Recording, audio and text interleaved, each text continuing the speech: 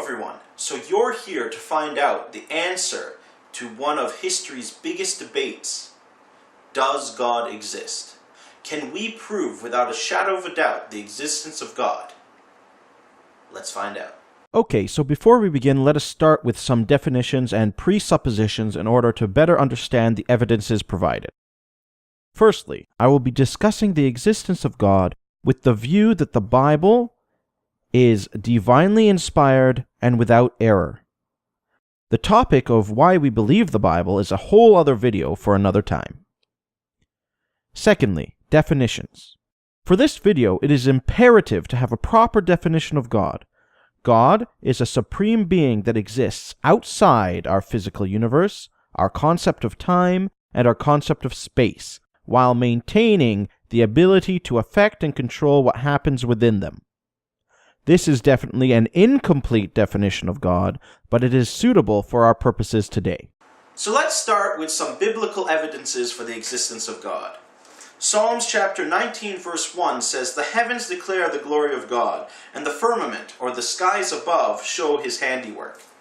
So looking at nature, we look at the stars, we see the vastness of the universe, and we see the beauty and the wonder in nature, all of which pointing toward a creator God.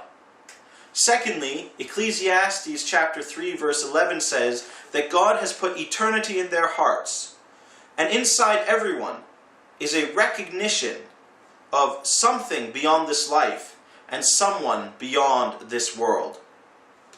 Those are some biblical evidences for the existence of God. Now let's look at some logical evidences. These evidences are brought forward as logical arguments, the first being called the teleological argument.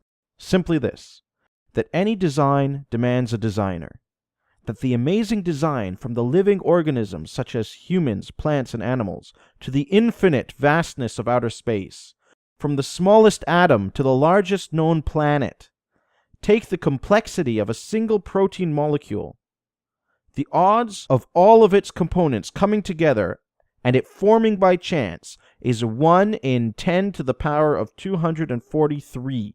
And in one cell, there is millions of protein molecules.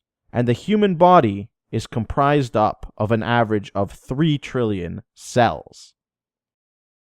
It's just like taking all the pieces of a watch, the screws, springs, gears, etc., and placing them in a box. The box is then thrown up and down constantly with the goal of having a fully functional watch in the end. This will never happen. There must be a designer who sits down and places all of the pieces in their correct place. Secondly, there is a similar argument called the cosmological argument, which states that all effects must have a cause. Both of those arguments follow a law that governs our universe, that something cannot come from nothing. So the question comes out, what is the cause of God? Or who designed or created God? To answer this, we look at our definition of God.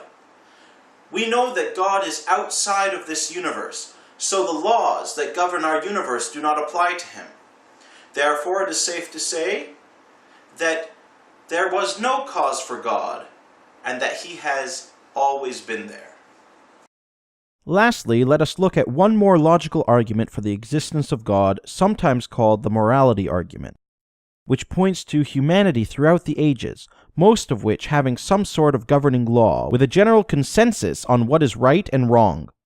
For example, if I asked people in different countries, if someone went around murdering for fun, would it be wrong? I'm sure the majority of people, if not all, would agree that it indeed was wrong.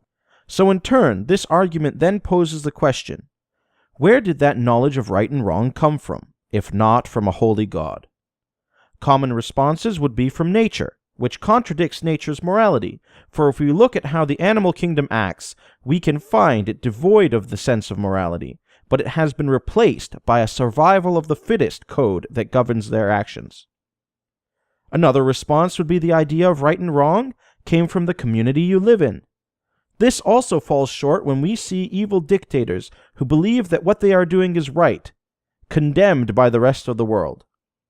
If indeed right and wrong is provided by the community, then if the community was in agreement that murdering for no cause was right, would that make it right? Those are some evidences of the existence of God. But accepting that God exists also means accepting that you are accountable to Him. That is why they have come up with counter-arguments for all of the evidences that I have provided. None of these counter-arguments disprove the existence of God, but claim that there is insufficient evidence that supports His existence. In the end, the existence of God must be accepted by faith, as it says in Hebrews chapter 11, verse 6. Without faith it is impossible to please Him. For he that cometh to God must believe that He is, and that He is a rewarder of them that diligently seek Him.